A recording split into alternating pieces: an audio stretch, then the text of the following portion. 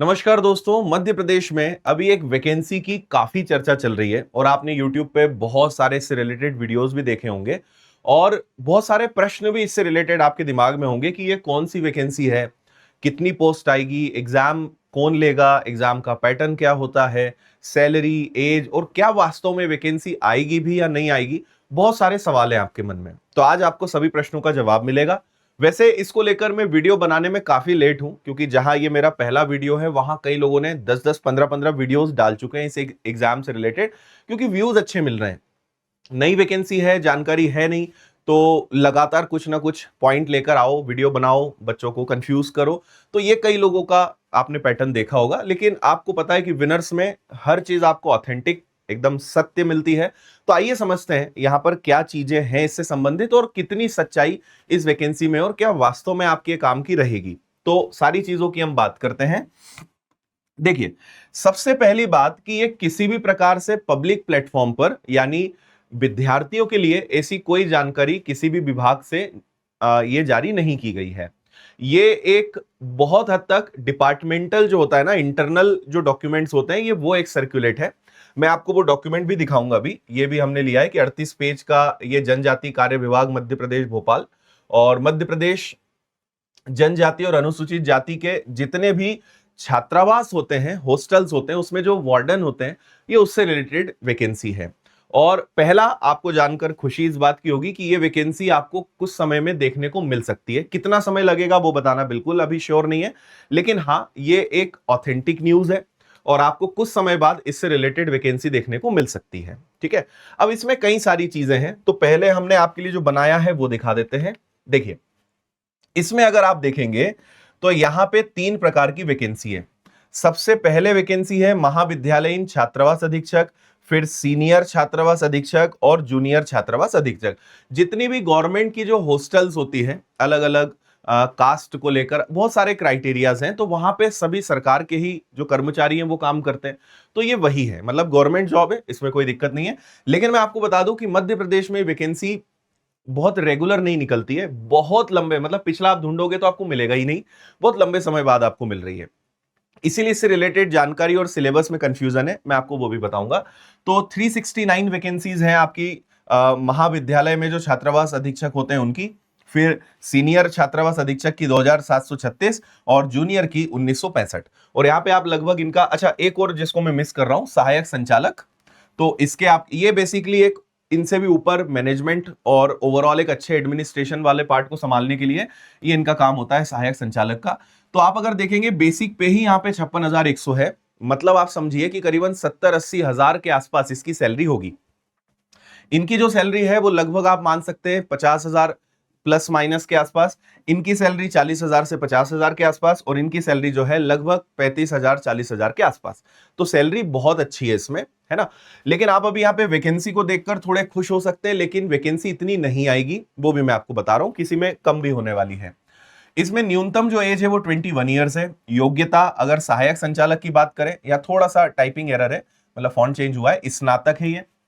महाविद्यालयीन छात्रावास अधीक्षक स्नातकोत्तर, ठीक है। सीनियर छात्रावास अधीक्षक के लिए भी स्नातक चाहिए और जूनियर छात्रावास अधीक्षक के लिए हायर सेकेंडरी यानी 12th आपका कंप्लीट होना चाहिए, यानी ग्रेजुएशन, पोस्ट ग्रेजुएशन और 12th लेवल पर ये वैकेंसी आपकी निकलने वाली है। ठीक है, अब इसमें जो सहायक संचालक है, इसका जो रिक्रूटमेंट करेगा वो एमपीपीएससी करेगा, यानी इसकी वैकेंसी एमपीपीएससी के माध्यम से निकलेगी। और ये जो एमपीईएसबी होता है, आपको पता ही है, जो हमारा व्यापम ईएसबी है, ये जो तीनों भर्तियां हैं ये एमपी का, मतलब हमारा ईएसबी कर्मचारी चयन मंडल जो है ये इसको लेने वाला है। ठीक है, इसमें 2 चीजें होंगी। पहला तो आपका एक पात्रता परीक्षा होगा और उसके बाद आपकी चयन परीक्षा होगी। और इन्होंने लिख भी दिया है कि न्यूनतम इतने परसेंट लाने पड़ेंगे, अगर आप इससे कम लाते हैं तो आप वैसे भी आउट हो जाएंगे। पर इस चीज का कोई बहुत ज्यादा सेंस नहीं है, क्योंकि वैकेंसी कम है, कट ऑफ बहुत ज्यादा जाएगा। तो ऐसा कुछ नहीं कि आप 50% या 40% ले आए तो आप इससे ज्यादा ले आए तो सिलेक्शन हो ही जाएगा, ऐसा नहीं है। ये तो मिनिमम है, इतने तो आपको लाने ही है, लेकिन जब मेरिट बनेगी, कट ऑफ जारी होगा, वो इससे बहुत ज्यादा ही रहेगा। तो ये मिनिमम है, लेकिन इसका कोई सेंस किसी प्रकार का नहीं है। अब मैं आपको पीडीएफ की तरफ लेकर चलता हूं, जिससे आपको और कुछ चीजों की जानकारी मिलेगी। इसके बाद फिर हम एग्जाम पैटर्न पर चलेंगे।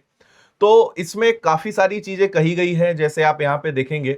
और 2025 में उम्मीद है कि इसकी वैकेंसी निकलेगी। इन नियमों का संक्षिप्त नाम मध्य प्रदेश जनजाति कार्य विभाग और अनुसूचित जाति कल्याण विभाग छात्रावास अधीक्षक सेवा एवं भर्ती नियम 2025 होगा।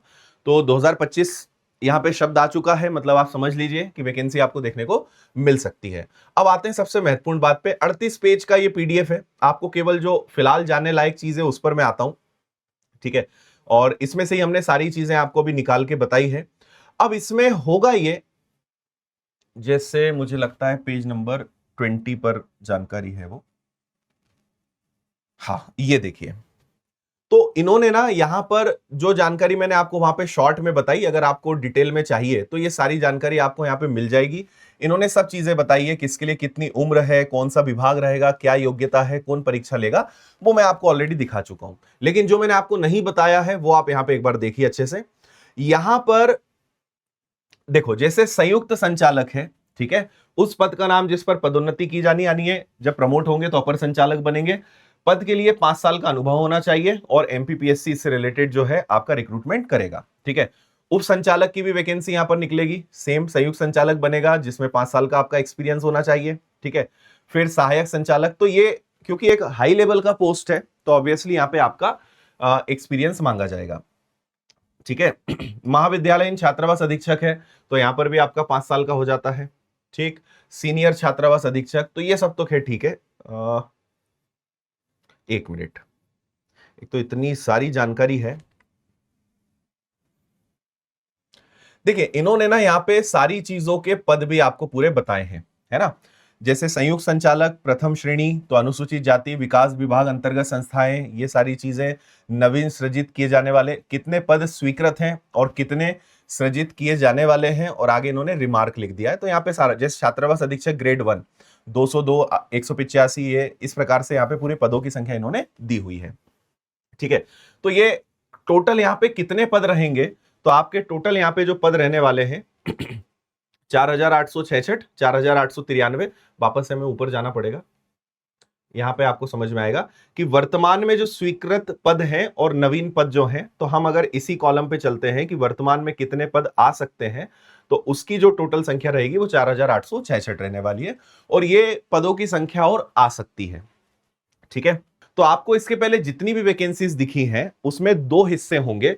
जैसे मैं आपको यहां पे बताता हूं, अगर अपर संचालक की बात करते हैं जिसमें केवल एक ही पोस्ट है, तो ये प्रमोट होकर ही जाएगा, मतलब ये डायरेक्ट वैकेंसी नहीं आनी इसकी। अगर डायरेक्ट पे चले, जैसे सहायक संचालक के 20 पद हैं, तो 40% पद यानी 20 पदों का 40% यानी 8 पदों की डायरेक्ट रिक्रूटमेंट होगी और 60 प्रमोट होकर बनेंगे। तो ये तो नए या फ्रेशर्स के लिए काम की है नहीं, ठीक है। फिर इसके बाद हम बात करें, और यहीं पे जब प्रमोशन और सारी चीजें आएंगी तो यहीं पे आपके एक्सपीरियंस और सारी चीजों की जरूरत पड़ने वाली है। अगर महाविद्यालय छात्रावास अधीक्षक की बात करें तो इसमें 50% डायरेक्ट होगा, 50% प्रमोशन से होगा। तो अगर 369 वैकेंसीज है तो आधा आधा आप इनको कर लीजिए। और अगर सबसे ज्यादा वैकेंसी जिसमें सीनियर छात्रावास अधीक्षक है 2736, तो इसमें भी 50-50% वाला मामला है। और आखिरी जो आपका जूनियर छात्रावास अधीक्षक है जिसमें 1965 है, इसमें 100% जो रिक्रूटमेंट होगा वो डायरेक्ट होगा, यानी यहाँ पे प्रमोशन वाले वैकेंसी नहीं लेकर जाएंगे।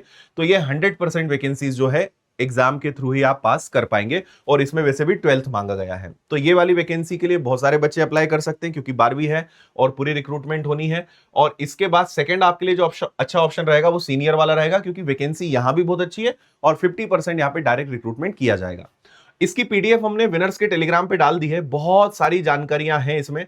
अगर आप इसमें जाएंगे तो इन्होंने सब प्रकार की जानकारी दी है, ठीक है, कि महाविद्यालय छात्रावास 50 से 100 सीटर वाला कितनी कितनी वैकेंसीज, तो बहुत सारी चीजें है ना। सीनियर उत्कृष्ट छात्रावास, सीनियर छात्रावास, फिर जूनियर छात्रावास, तो ऐसे अलग अलग आश्रमशाला, तो जो भी इनकी कैटेगरीज है उस सबसे संबंधित इन्होंने काफी जानकारी दी है। अब एक आखिरी टॉपिक पे हम बात कर लेते हैं, और वो है आपका एग्जाम का पैटर्न, ठीक है, कि सर एग्जाम का पैटर्न क्या रहेगा, क्योंकि कई लोगों ने वीडियो बनाकर पूरा पैटर्न बता दिया कि भाई इसी सब्जेक्ट से इतने इतने सवाल आएंगे, इतने घंटे का पेपर रहेगा। तो मैं आपको एक सच्चाई बता देता हूं, कहीं पर भी एग्जाम का पैटर्न अभी तक ऑफिशियली नहीं है, इवन उस पीडीएफ में भी नहीं है। और जो लोग आपको एग्जाम का पैटर्न बता रहे हैं वो अदर स्टेट का बता रहे हैं। जैसे छत्तीसगढ़ में वैकेंसी काफी निकलती रहती है, फिलहाल जितने भी लोगों ने एग्जाम का पैटर्न बताया है वो छत्तीसगढ़ का है या किसी और राज्य का उठाया है।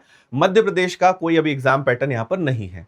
लेकिन क्या हो सकता है तो आपको ये बता दूं कि भले एग्जाम पैटर्न नहीं है, लेकिन आप ये समझ लीजिए कि मैथ्स, रीजनिंग, जीएस, साइंस, फिर वही आपका एमपीजी के और current affairs, economics, static GK, ये सब्जेक्ट्स तो आपके रहने ही हैं, है ना। हिंदी या इंग्लिश में से क्या आ सकता है वो पता चलेगा, तो हो सकता है कि हिंदी इंग्लिश में से एक विषय हो या दोनों हो, तो आपके ये सब्जेक्ट रहेंगे। भले पैटर्न नहीं पता है, लेकिन पढ़ना आपको यही सारे विषय रहेंगे। तो अगर आप इन विषय को पढ़ रहे हो तो आपको इसके लिए कुछ खास अलग से नहीं करना है, और नहीं पढ़ रहे हो तो जरूर आपको तैयारी इसके लिए शुरू कर देना चाहिए। अब जब तक किसी प्रकार की कोई ऑफिशियल जानकारी नहीं आती है, तब तक इससे रिलेटेड और नई बातें बताना भी कोई मतलब का नहीं है। तो जैसी कोई ऑफिशियल इंफॉर्मेशन आती है तो इसके बारे में और आपको हम क्लैरिटी देंगे। इससे रिलेटेड बहुत सारे बच्चों की मांग थी, एक दो मतलब कई बच्चों ने तो यहां तक कमेंट कर दिया कि दुनिया ने तो बैच लॉन्च कर दिया और आप अभी वीडियो ही नहीं बना रहे हो, तो बैच कब लॉन्च करोगे। तो जब जानकारी आएगी तब हम इससे रिलेटेड आपको, मतलब पहले कंफर्म हो जाए, ऑथेंटिक हो जाए और ऑफिशियल आ जाए, तब हम इससे रिलेटेड आपको बैच और सारी जानकारी फिर समय पर दे देंगे, है ना। बट स्टिल अगर आप चाहते हो तो आप विनर्स के एप्लीकेशन पे व्यापम फाउंडेशन ले सकते हो।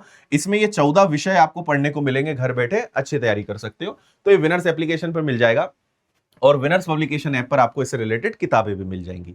तो ये है भाई छात्रावास अधीक्षक की अभी तक जो जानकारियां थी। उम्मीद है कि आपको एक क्लैरिटी मिल गई होगी क्या क्या चीजें इसके अंतर्गत होने वाली है ना। और कोई अपडेट आता है मैं आप तक पहुंचाऊंगा। थैंक यू, जय हिंद।